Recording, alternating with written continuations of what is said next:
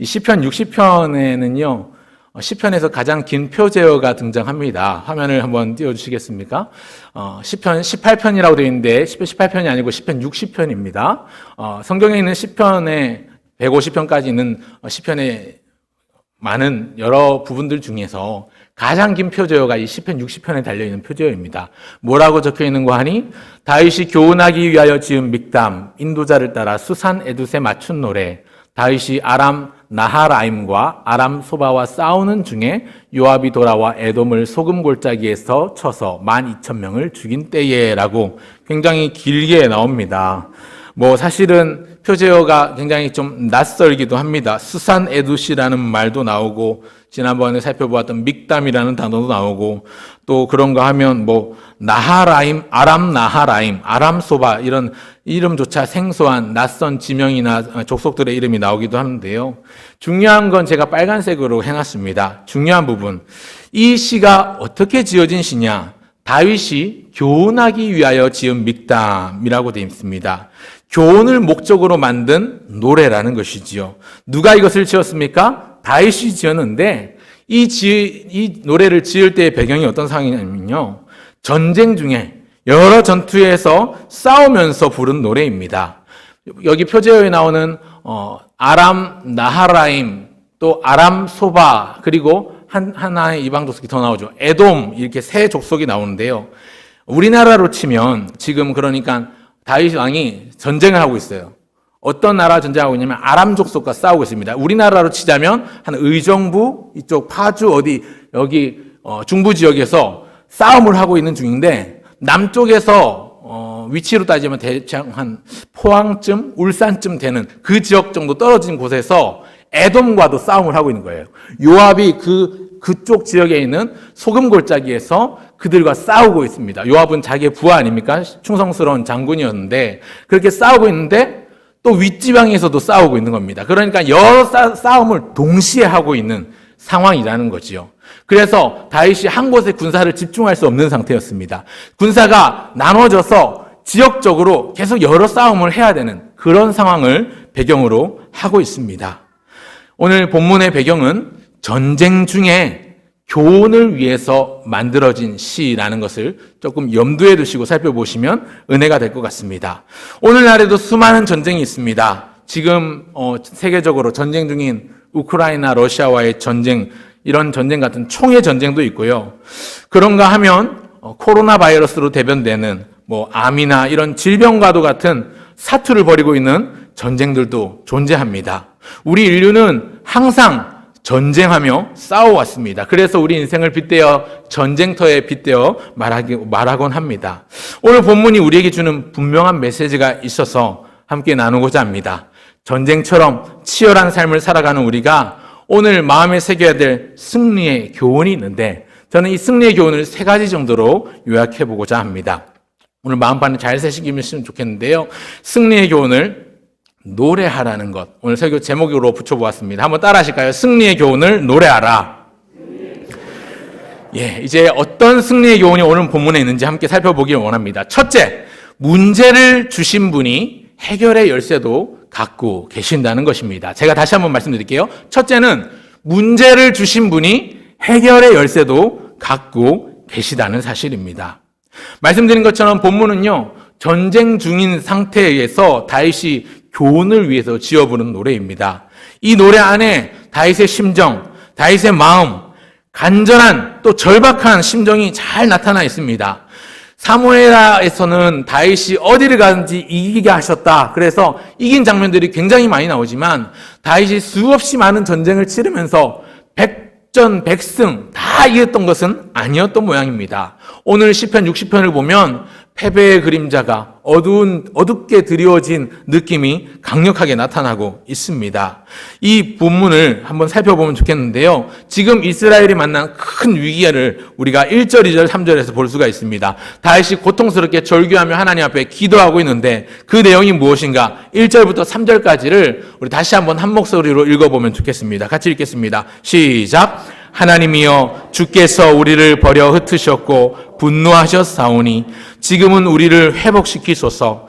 주께서 땅을 진동시키사 갈라지게 하셨사오니 그 틈을 기우소서. 땅이 흔들림이니이다. 주께서 주의 백성에게 어려움을 보이시고 비틀거리게 하는 포도주를 우리에게 마시게 하셨나이다. 아멘. 여러분, 다윗이 고통스럽게 외치고 있는 위기가 1절, 2절, 3절에 그대로 나타나 있습니다. 그런데 이 본문을 묵상하면서 제가 느낀 거는요, 다윗이 겪고 있는 이 문제, 오늘 우리가 살고 있으면서 겪게 되는 위기와 참 비슷하게 닮아 있다라는 생각이 듭니다. 보십시오. 하나님이여 주께서 우리를 버려 흩으셨어. 우리를 두고 하는 말 같습니다. 이 코로나 바이러스가 우리로 하여금 흩어버리게 만들었습니다. 모이지 못하게 만들어버렸습니다. 엎친 데 덮친 격으로 여러 가지 악재들이 겹쳐나고 있지요. 다윗이 말하는 것처럼 주께서 우리를 버려 흩으셨고, 이 대목이 꼭 오늘을 살고 있는 우리 시대를 말하는 것 같습니다. 이런 암울한 현실에서 다윗이 뭐라고 기도합니까? 주님, 이제 우리를 회복시켜 주십시오. 하나님께서 땅을 흔들어 갈라지게 하셨습니다. 이제 그 틈을 기워 주십시오.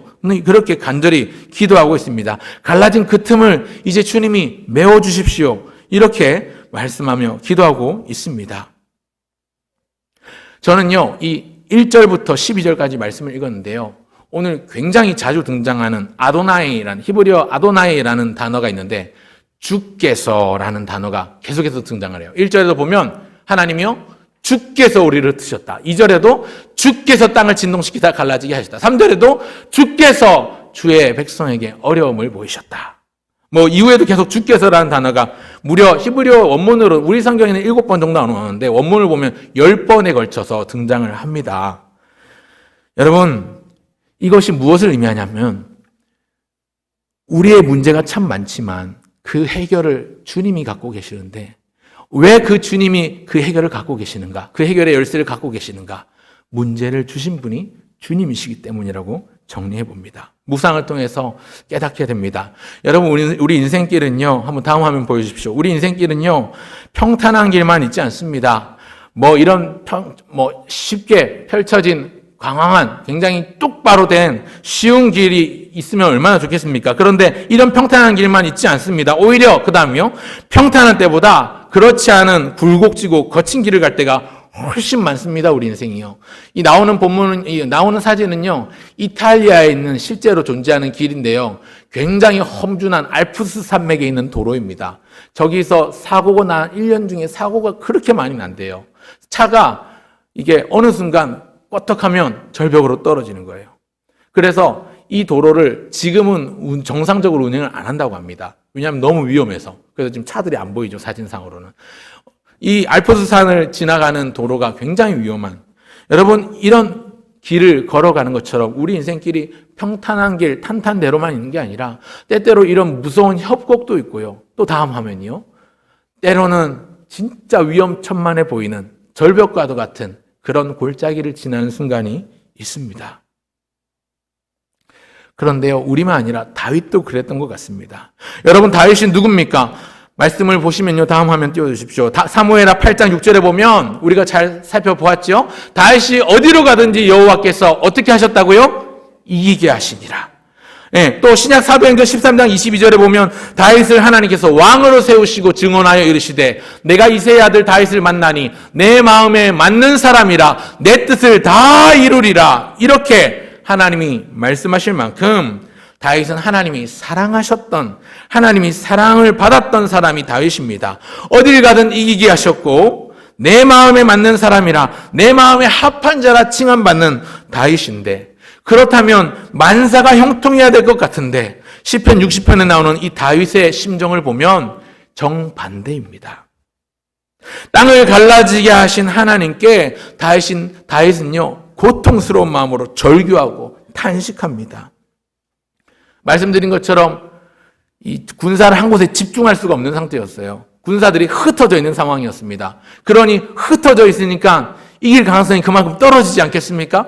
군사가 지금 에돔을 맞아 싸우고 있고요. 이쪽에는 아람을 맞아 싸우고 있고요. 저쪽에도 싸우고 있고요. 세 군데에서 무려 전쟁이 이루어지고 있는데, 전투가 일어나고 있는데, 이게 지금 패배의 전운이 감돌고 있는 걸 직감한 거죠. 그러면서 다윗이 하나님 앞에 기도드리고 있는 겁니다.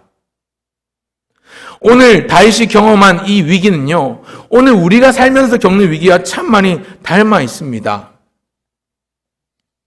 고통스럽게 절규하고 탄식하고 있는데, 이런 위기를 만날 때 보통 사람들은요, 반응이 되게 비슷합니다. 좌절하거나 낙심하거나, 하나님 왜 하필이면 접니까? 원망하지요. 내가 내 삶의 주인인 삶을 사는 사람은 자기 뜻대로 일이 풀리지 않고 자기가 원하는 대로 뭐가 잘 돌아가지 않을 때 이렇게 반응합니다. 왜 하필 접니까? 그런데요, 다윗은 그렇게 반응하지 않았어요. 다윗은요, 하나님 왜 이런 일이 일어납니까? 왜 저한테 이러십니까? 라고 반응하지 않았고요. 환란이 닥치고 위기가 닥치고 진퇴양난, 설상가상으로 엎친 데 덮친 격 위기가 찾아오고 힘든 일이 찾아오고 그렇게 패배의 전운이 감돌기 시작했을 때 다윗은 어떻게 했냐면 자신을 돌아보았고 하나님의 긍휼을 구하며 기도하고 있습니다. 어떤 마음이었을까요? 곰곰이 본문을 묵상하던 중에 생각을 해봅니다.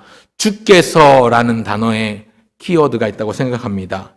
열쇠가 여기 있습니다. 이런 문제, 이런 어려움을 주신 분이 하나님이시라면 이 문제, 이 어려움의 해결의 열쇠도 하나님이 쥐고 계신다는 거죠. 이 믿음을 가지고 다윗이 간절히 부르짖습니다. 주께서 흩으신 땅을 이제 지금 회복시켜 주옵소서. 주께서 가르신 땅을 이제 기워 주십시오. 이제 주께서 가르신 그 땅을 메워 주십시오. 간구하고 있습니다. 사랑하는 성도 여러분, 모든 문제의 답은 주께서 쥐고 계시는 줄 믿으시길 바랍니다. 아멘. 여러분 왜 그렇습니까? 문제조차도 사실은 하나님이 주셨기 때문입니다.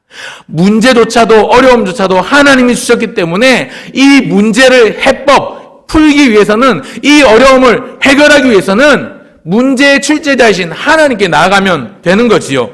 전쟁 중인 다윗은 이 전쟁의 승패가 병사의 많고 적음에 있지 않다는 걸 알았습니다. 어디에 있습니까? 오직 하나님께 이 전쟁의 승패가 달려있음을 알았습니다. 그래서 하나님께 엎드려 나아갑니다. 그래서 하나님께 간절히 간구하며 하나님께만 매달리고 있는 것이지요.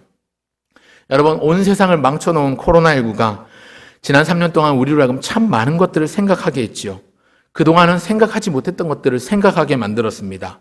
전 세계가 팬데믹이라고 이름할 만큼 큰 혼란을 겪었습니다.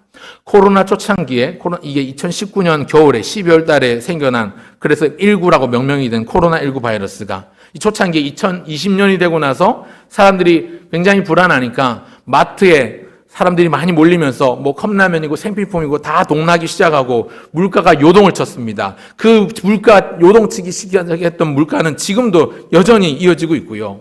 그리고 우리나라만 아니라 전 세계적인 혼란이었는데 총기 소지가 합법화된 미국과 같은 나라에는요, 총기류가 그렇게 많이 팔렸다고 합니다. 왜 그럴까요? 불안한 거죠. 사람들의 평안이 사라지고 불안이 찾아온 겁니다. 여러분, 그런데 생필품을 많이 재두고 많이 쌓아두고 총을 구해서 내가 가지고 있다고 한들 마음이 평안해지겠습니까? 그런다고 내가 평안해질까요? 내 가정이 평안해질까요? 평강이 임하겠습니까? 오늘 본문 11절을 보십시오. 11절 다 같이 한번 읽어보겠습니다. 11절 같이 있습니다. 시작. 우리를 도와 대적을 치게 하소서. 사람의 구원은 헛됨이니이다. 여러분, 여기 중간에 보면 사람의 구원은 헛됨이니이다. 여기 나오는 사람의 구원이 뭘까요? 다윗이 노래하고 있는 사람의 구원은 무엇입니까? 인간적인 노력들, 인간의 어떤 재능이나 인간의 재력이나 타고난 어떤 능력들, 온갖 인간이 개발한 최첨단 기술이나 이러한 모든 준비와 계획들은요, 때때로 한계에 부딪히고 맙니다. 그래서 내린 결론이 무엇이냐면 사람의 모든 구원은 헛됨이니이다. 헛될 뿐이라는 것이지요. 다윗은 여러분 한 나라의 왕이었습니다. 능력 있습니다. 재능도 갖췄습니다. 그를 따르는 충성된 부하들도 많았습니다. 하지만 다윗은 사람이 주는 구원이 헛됨이니이다 노래하고 있습니다. 주님만이 자기를 지켜주시고 하나님만이 자기를 보호해 주심을 그는 깨달았고 경험했습니다. 여러분, 예수 믿는다고 코로나가 비켜가면 얼마나 좋겠습니까마는 그랬습니까? 여러분, 저도 그랬고, 저도 코로나 걸렸었고, 여러분도 성도님들 가운데 코로나 걸리셨던 분들 많이 있잖아요. 예수 믿는다고 코로나가 비켜가면 얼마나 좋겠습니까? 하는 현실은 그렇지 않았습니다. 여러분, 그런데 참된 성도라면, 진짜 하나님의 백성이라면 이런 때에 어떻게 해야 되겠습니까? 이런 상황을 어떻게 받아들여야 될까요? 여러분, 상황을 해석하는 관점이 달라야 되겠습니다. 내 앞에 형편, 눈에 보이는 어떤 상황만 바라보기보다 그 너머에 계신 하나님, 그 하나님이 도대체 지금 나에게 뭐라고 하시는가? 하나님의 메시지를 듣고자 하는 믿음의 귀를 열고 세미한 하나님의 음성에 귀를 기울여야 하는 것이지요. 사람들은 말했습니다. 이 코로나가 지나가고 나면, 코로나가 끝나면 안전한 세상이 올 것 같이 그렇게 이야기하고 그렇게 예상을 했습니다. 그래서 코로나가 종료, 엔데믹이라고 이야기합니다. 여러분, 평안이 찾아왔습니까? 행복이 찾아왔습니까? 아니요. 여전히 수많은 문제들이 있고, 여전히 코로나 이외에 후유증에 시달리고 있는 사람들이 많이 있고, 코로나 이외에도 각종 우리가 계속해서 정복하지 못한 질병들은 우리를 괴롭히고 있고, 또 때때로 예상치 못한 위험들이 우리 곁에, 우리 주변에 도사리고 있죠. 언제 참변을 당할지 모르는 불안한 세상을 오늘 저와 여러분이 살아가고 있습니다. 마치 전쟁터 한가운데 서 있는 것 같습니다. 총포탄이 날아가고 위로 아래로 총알이 왔다 갔다 하고 어떤 위협에 노출되어서 당장이라도 죽을 것 같은 위험에 노출되어 있는 것이 오늘 저와 여러분이 살고 있는 이 시대의 현실입니다. 이런 상황에서 어떻게 해야 평안을 누릴 수 있겠습니까? 이 불안을 어떻게 해야 제거할 수 있겠습니까? 사랑하는 성도 여러분, 진정한 평안과 기쁨은 오직 하나님 안에서, 오직 예수님 안에서만 가능한 줄 믿습니다. 여러분, 이 평안, 이 기쁨은요, 세상이 아무리 변하고 달라져도 세상에서는 얻을 수가 없어요. 세상을 우리에게 줄 수 없어요. 고도로 발달한 최첨단 기술이 있다고 하여도, 아무리 의술이 발달하고 의학이 좋아져도 눈에 보이지도 않는 이 작은 바이러스 하나 때문에 이렇게 세상이 큰 혼란을 경험할 줄 누가 예상했겠습니까? 누가 상상이나 했겠습니까? 이런 상황을 우리가 바라보면서 여러분, 하나님께서 우리에게 요구하시는 것이 무엇일까 생각해 봅니다. 하나님께서 우리가 무엇을 깨닫기를 원하실까요? 연약한 우리를 깨달으라는 것 아닐까요? 연약한 우리 자신을 바라보게 하시는 것 아닐까요? 아무것도 아닌 온 우주의 먼지와도 같은 우리를 창조주 하나님은 자기의 형상대로 지으셨고 만드셨고 귀하다, 고귀한 존재로 삼아주셨습니다. 이런 우리를 지극히 사랑하신 하나님께서 지극히 사랑하셔서 아들 독생자 예수님을 주셨고요. 아들 독생자 예수님께서 우리를 위해서 전부를 주셨어요. 삶을 주셨고 목숨을 주셨습니다. 그 주님을 알라는 메시지가 이 안에 담겨 있지 않겠습니까? 지금껏 내게 베풀어 주신 은혜가 얼마나 큰 것인지, 오늘까지 살아온 모든 순간이 다 당연한 것인 줄 알았는데 당연한 것이 아니라 하나님이 주신 선물이고 하나님이 주신 귀한 은혜였구나라는 걸 우리를 하여금 알게 하셨지요. 지난 3년 코로나 기간 동안 여러분 어떤 생각을 하셨습니까? 지금 우리가 서 있는 것이, 우리가 살아서 호흡하고 있는 것이, 지난 밤에도 내 심장이 멈추지 않고 이렇게 두근두근 뛰면서 새 아침을 시작하는 것이 그야말로 기적이고 하나님의 은혜라는 것 많이 깨달고 많이 느끼셨지요. 여러분, 위기의 때에 하나님께서 주시는 말씀을 가슴에 새기시면 좋겠습니다. 여러분, 문제 해결의 열쇠는 문제를 주신 하나님의 손에 달려 있는 줄 믿습니다. 여러분, 이 사실을 믿으시고 어떤 문제가 있으면 그 문제, 그것 때문에 아둥바둥 그걸 가지고 계속 씨름하시기보다 문제 해결자이신, 근원을 해결해 주시는 하나님 앞에 나아가시고 하나님 앞에 기도하시고 간구하시는 저와 여러분 모두가 되시면 좋겠습니다. 그런가 하면 오늘 승리의 교훈을 노래하라 두 번째 우리에게 주시는 교훈은 뭐냐면, 다음 화면요, 그게 뭐냐면 하나님을 붙들면 승리는 보장된다는 사실입니다. 다시 한번 말씀드릴게요. 하나님을 붙들면 승리는 보장됩니다. 예수님을 붙들면 우리에게 승리는 이미 보장된 것입니다. 여러분, 하나님을 참 사랑했던 다윗은요, 하나님도 자신을 사랑하시는 줄 알았고 그걸 믿었습니다. 그래서 하나님을 붙들었습니다. 그래서 더 간절히 간구합니다. 5절을 다 같이 한번 읽어보겠습니다. 5절입니다. 같이 시작. 주께서 사랑하시는 자를 건지시기 위하여 주의 오른손으로 구원하시고 응답하소서. 아멘. 여러분, 이 5절에 나오는 이 기도 제목으로 여러분 오늘 기도하면 참 좋겠습니다. 주께서 사랑하시는 자를 건지시기 위하여 주의 능력의 팔, 주의 오른손으로 구원하시고 응답하소서. 오늘 다윗이 구했던 그 긍휼과 그 은혜를 우리도 간구하며 기도하면 좋겠습니다. 하나님, 주께서 우리를 사랑하시는 줄 믿습니다. 우리를 너무너무 사랑하셔서 보내주신 그 독생자 예수님, 그 예수님께서 십자가로 승리하셨기 때문에 우리의 삶은 이미 하나님의 것인 줄 믿습니다. 이미 승리한 삶인 줄 고백합니다. 때때로 우리의 삶이 하나님 앞이 보이지 않아서 그래서 답답하고 불안한 우리 인생이 끝까지 주의 인도하심을 붙잡고 주의 인도하심을 믿으며 승리를 확신하며 확인하며 끝까지 주님만 바라보게 하여 주옵소서. 이런 기도의 제목으로 오늘 이 밤에 나아갈 수 있으면 좋겠습니다. 여러분, 다윗은요 전쟁 중에도 좀 의연한 것 같아요. 불안하지만 불안하지 않습니다. 담담합니다. 죽느냐 사느냐 그것이 문제인 이 생사의 갈림길에서도 그가 주님께 나아갈 수 있는 것, 주님께 기도할 수 있는 것은 이 믿음 때문입니다.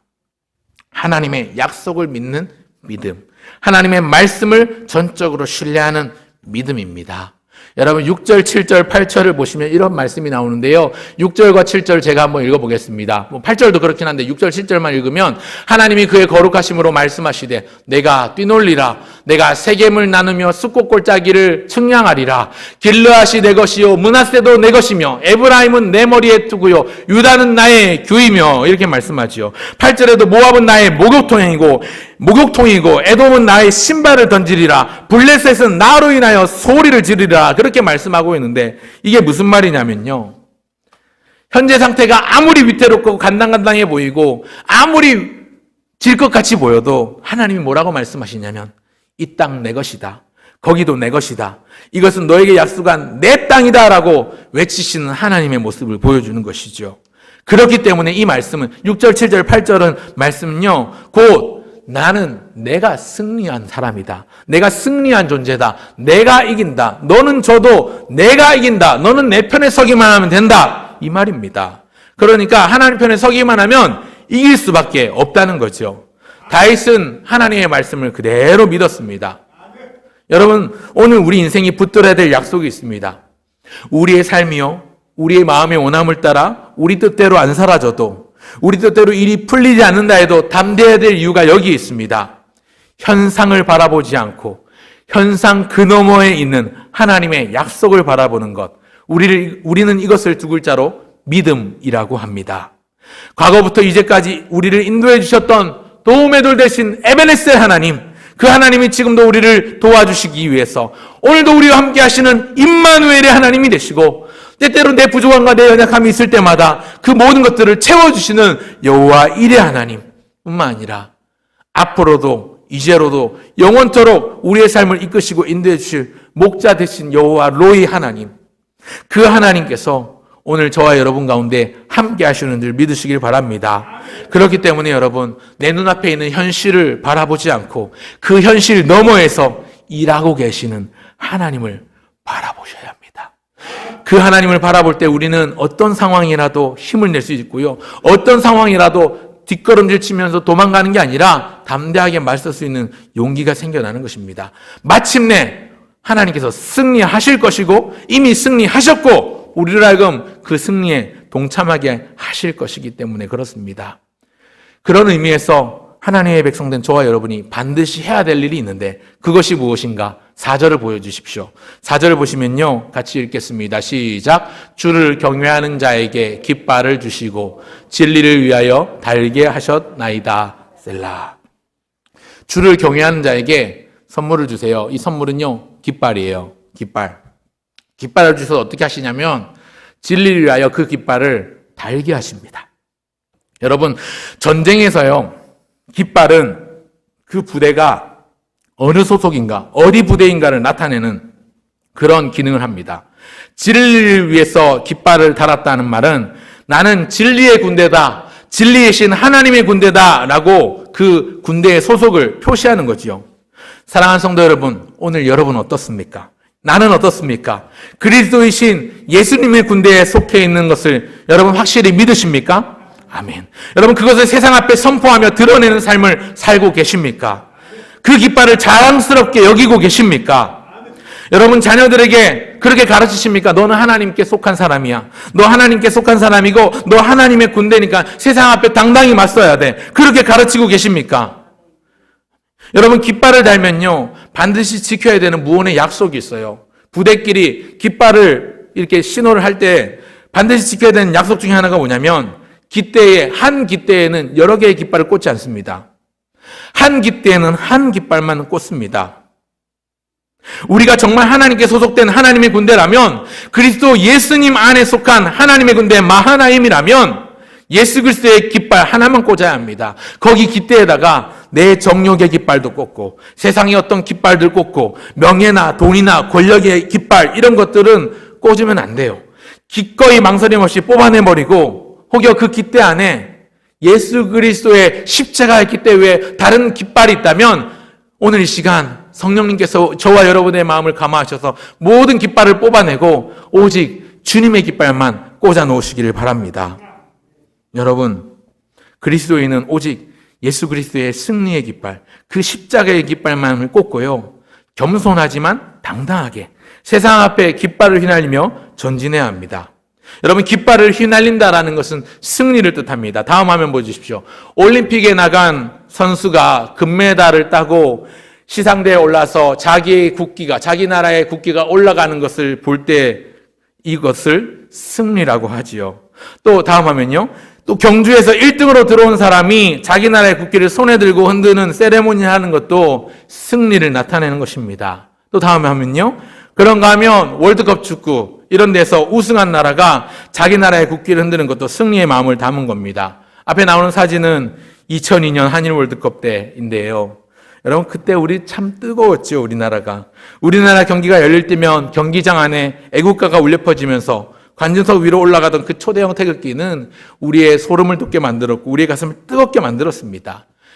우리나라 2002년에 우리나라 팀이 4강까지 진출을 해서 참 뜨겁고 즐거웠던 기뻤던 여름을 보냈던 기억이 있는데요. 그 월드컵 결승전이요. 다음이요. 브라질이라는 나라와 독일이라는 나라가 붙었습니다. 이 사람들이 2002년 독일 월드컵 대표팀이고요. 그 다음 이 팀과 붙은 사람이 2002년 브라질 월드컵 대표팀이 결승전에서 이 두 팀이 맞붙었어요. 그리고 결과는 브라질이 우승을 하고 이겼습니다. 경기가 끝나고 브라질의 승리가 확정되는 순간 브라질 선수들 몇 명이 모여서 무릎 꿇고 기도하는 모습이 TV에 나온 적이 있습니다. 그리고 브라질이 우승을 하면서 우승컵을 들고 세레모니 하는 장면을 보는데요. 몇몇 선수들은 노란색 상의를 벗고 그 노란색 유니폼을 빙글빙글 돌리면서 환호하는 모습을 보여주었습니다. 그때 한 선수의 모습이 굉장히 인상적이었는데요. 지금 앞에 나오는 선수는 가슴에 안에 티에 뭐라고 적혀 있냐면 Jesus love you 라고 적혀 있습니다. 또 다음이요. 이 선수의 이름은 브라질 대표팀의 카카라고 하는 축구 선수, 굉장히 잘했던 축구 선수인데요. 이 경기 이제 유니폼 안에 속옷 받쳐 입었는데 그 안에 뭐라고 적혀 있냐면 I belong to Jesus라고 적혀 있습니다. 무슨 뜻이냐면 나는 예수님께 속한 사람입니다. 또 다음이요. 보여주시면요. 이 선수만 아니라 다른 브라질 선수들이 다 이런 티를 입고 있어요. Jesus love you.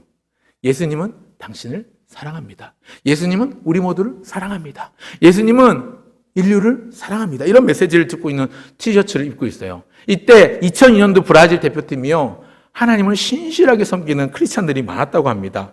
다음이요. 그런데요. 이 선수는 지금 현역 브라질 국가대표 선수, 이 네이마르라고 하는 선수인데, 리오넬 메시와 더불어서 전 세계적으로 지금 가장 축구를 잘하는 선수로 꼽을 정도로 하는 사람인데, 지금 이 사람이 머리에 띠에 뭐라고 적혀 있냐면, 100% 지저스. 예수님이라고 적혀 있는 거예요. 신앙이 굉장히 좋은 선수들로 이렇게 후일담이 있는 것을 본 적이 있습니다. 이들을 감독하던 코치가 신실한 크리스천으로 알려져 있었는데요. 이 2002년 브라질 대표팀이 우승할 때 우승 세레모니를 보면서 참 많은 생각이 들었습니다. 노란색 유니폼을 벗어서 안에 있는 속옷에서는 Jesus love you, I belong to Jesus 라는 나는 예수님을 사랑합니다. 나는 예수님께 속한 사람입니다. 예수님은 당신을 사랑합니다 라는 메시지가 새겨진과 동시에 그 노란색 유니폼을 빙글빙글 돌릴 때 마치 그 유니폼을 돌리는 그들의 모습이 이기고 승전가를 울리는 그 군대가 개선할 때 깃발을 흔드는 것처럼 보였습니다. 그들의 승리가 아니라 그들은 예수님의 승리를 노래하는 것처럼 보였습니다. 여러분, 그런데요, 실제 전쟁에서 이길 때에 기수들이 깃발을 흔듭니다. 패전한 쪽의 깃발은요, 부러뜨리고 찢어버리고 불태워버리지요. 승리한 군의 깃발만이 찬란하게 휘날리는 것입니다. 그리스도이신 주님의 군대는 이미 이긴 싸움에 동참합니다. 예수님께서 이미 십자가로 승리하셨고 영원한 생명을 우리에게 보장해 주셨고 그래서 우리의 모든 싸움은 이미 이긴 싸움을 싸우는 겁니다. 지금 당장 눈앞의 상황이 질 것 같이 보이고 지금 당장 내가 싸울 무기조차도 변변치 않아 보인다 할지라도 그리스도인이 휘두르는 깃발은 승리의 깃발이기에 우리가 하나님 편에 서 있으면 우리에게 승리가 이미 보장되어 있기에 우리는 더 이상 패배자처럼 고개 숙여 살 필요도 없고 오직 예수님, 그 예수님의 깃발, 그 십자가의 깃발을 승리의 깃발로 믿고 우리는 흔들면 되는 겁니다. 주님은 오늘도 내일도 나의 승리의 깃발 되심을 믿으시는 저와 여러분 모두가 되시기를 주의 이름으로 축원합니다. 그래서 마지막 세 번째 교훈은요. 루저로 살지 말고 위너로 사십시오. 패배자로 살지 말고 이긴 자로 사시길 바랍니다. 사랑하는 성도 여러분, 오늘 우리는 여전히 치열한 영적 전쟁을 싸우고 있습니다. 내가 예수님을 믿고 그리스도인이 되는 순간부터 우리는요, 주님을 총사령관으로 보신 영적 전투에 임한 군사가 되는 거예요. 이 영적 전투는 우리의 사명이고 우리의 인생입니다. 우리에게 주신 사명이 무엇입니까? 우리 주님 다시 오실 때까지 이 땅에 복음을 선포하는 것이고 피 부은 복음을 선포함으로 말미암아 이 땅에 푸르고 푸른 그리스도의 계절이 오게 하는 것이 우리에게 맡겨주신 사명입니다. 그리스도이신 예수님의 깃발, 그 승리의 깃발을 우리의 이웃과 우리의 자녀와 자녀들에게까지 전달해 주는 것, 이것이 이 땅을 살아가는 우리의 사명이고 목적이고 우리를 부르신 하나님의 가장 영광스러운 부르심입니다. 오늘 새벽에도 담임 목사님 설교하실 때 디모데에게 말씀하면서 뭐라고 말씀하셨습니까? 나를 능하게 하신 우리 주 예수 그리스도께 내가 감사함은 나를 충성되이 여겨 내게 직분을 맡기신 것이니 그렇게 고백하지 않습니까? 하나님께서 우리에게 충성되이 여겨주셔서 감당할 능력도 주시고 우리에게 직분을 주셨다는 거예요. 우리에게 사명을 주시는데 사명만 주신 게 아니라 그 사명을 감당한 능력도 주시고 이미 그 사명을 감당하고 싸워 이길 수 있는 승리도 주셨습니다. 여러분, 우리는 이 영광스러운 부르심 앞에 반응하면 됩니다. 우리 그 사이에 우리에게는 곱고 평탄한 길이 펼쳐지겠죠. 하지만 또 아까 보았던 굽고 거친 길도 계속 나타날 겁니다.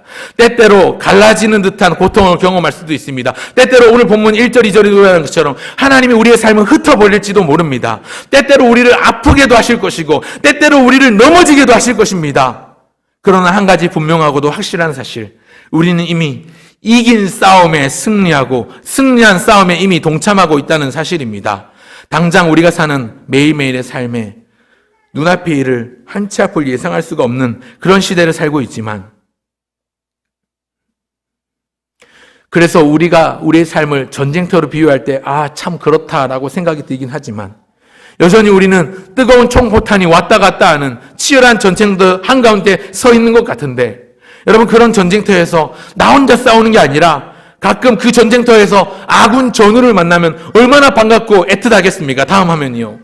얼마나 큰 위로와 얼마나 큰 힘이 되겠습니까?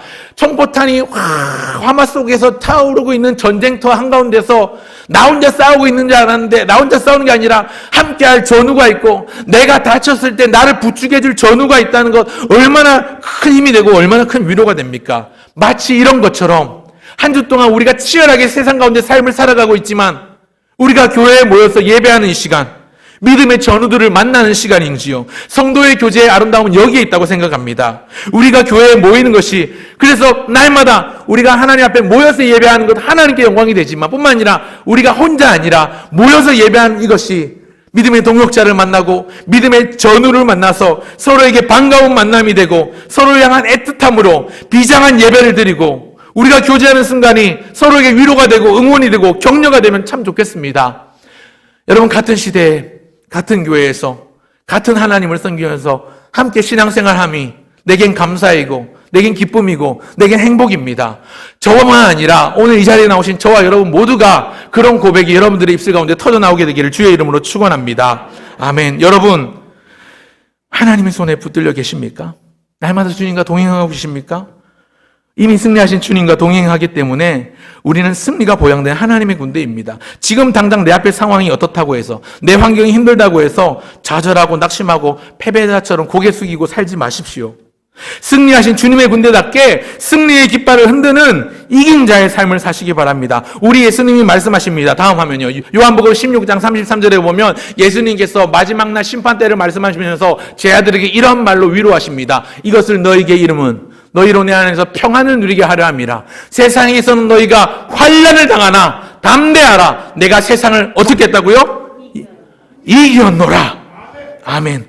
예수님이 이미 이기셨어요. 예수님이 이미 승리하셨어요. 우리는 위축될 필요도 없고 뒷걸음질 치료도 필요도 없고 패배자처럼 패잔병처럼 고개 숙이고 있을 필요가 없습니다. 우리는 고개를 들고 때때로 우리가 환난을 당한다 할지라도 담대해야 합니다. 왜입니까? 우리는 이미 승리한 주님의 편에 서 있기 때문인 줄 믿습니다. 지금 내 상황이 어떻든지 나와 함께 하시는 분이 누구신가를 기억하고 지금 내 형편이 얼마나 힘들든지 누가 날 붙드시는가를 기억하십시오. 이걸 사실은 잘 까먹어요. 그래서 여러분 오늘 설교 제목에 노래하라 했습니다. 잘 까먹기 때문에 찬송하십시오. 찬송을 입에 달고 다니십시오. 승리하였네 어린 양의 보혈로 승리는 내 것일세 승리는 내 것일세. 여러분, 우리는 패배자가 아니라 이긴 자입니다. 승리하신 주님의 편에 선 이긴 자의 삶을 사시길 바랍니다. 고난 앞에서, 환난 앞에서, 역경 앞에서 담대할 수 있는 이유, 의연할 수 있는 이유, 우리가 해야 될 일 하나예요. 이미 승리를 거머쥔 승리의 총사령관, 총책임자 되신 우리 예수님, 그 예수님의 편에 서서 그의 군대답게 그분이 주신 승리의 깃발, 그 사랑의 깃발 높이 들고서 휘날리면서 당당하게 흔들며 살면 됩니다. 하나님의 군사인 다윗이 오늘 그렇게 1절, 2절, 3절에서 불안하게 시작했지만 주께서 그래서 12절 마지막에 어떻게 고백하고 있는가? 12절을 보여주십시오. 마지막 12절은 이렇게 나옵니다. 죄송합니다. 제가 말씀이 하나 더 있는데 앞에 화면 그림 보여주십시오. 여러분, 이 그림 혹시 기억하십니까? 2002년도 월드컵 축구 16강전 이탈리아전인데요. 지금 전광판을 보니까 이탈리아가 1점, 한국이 1점입니다. 어떻게 될까요? 이 화면 보고 조마조마하고 불안해하는 분은 아무도 없습니다. 왜 그런지 아십니까? 우리가 이미 이 결과를 알고 있기 때문에 그렇습니다. 연장 5분 13초가 지나고 있는 시간에 1대1이에요. 질지 이길지 모를 때는 조마조마했겠죠. 그런데 우리는 이미 이 경기의 결과를 알고 있어요. 우리나라가 이겼죠. 그래서 8강에 진출을 했었습니다. 여러분, 이긴 경기의 재방송을 두고 보면서 불안해하고 초조해하는 사람은 아무도 없어요. 우리의 삶이 그렇습니다. 이미 이기신, 승리하신 주님을 바라보면 불안해할 필요도 염려할 필요도 없다는 거지요. 중요한 건 우리와 함께 하시는 분이 누구인가? 우리가 어느 편에 서 있는가 하는 것입니다. 그 하나님의 군사 다윗이 담대하게 마지막으로 고백하기를 12절에 다 같이 한번 12절 읽겠습니다. 시작. 우리가 하나님을 의지하고 용감하게 행하리니 그는 우리의 대적을 밟으실 이심이로다. 아멘. 하나님을 전적으로 의지하고 달려간 다윗은 승리할 수 있었던 이유가 중간에 용감하게 행하리니 그가 용감하게 행했기 때문이 아니고 용감하게 행할 수 있도록 하신 그 앞에 우리가 하나님을 의지하고 자기를 용감하게 행하게 하신 하나님을 의지했기 때문에 그는 이겼고 위너로 이긴 자로 살 수 있었습니다. 여러분 12절의 핵심은요. 용감하게 행하리니의 강조점이 있는 게 아니라 그 앞에 나오는 하나님을 의지하고 여기에 강조점이 있는 거예요. 여러분 겸손히 주를 의지하면 하나님은 위대한 승리를 주십니다.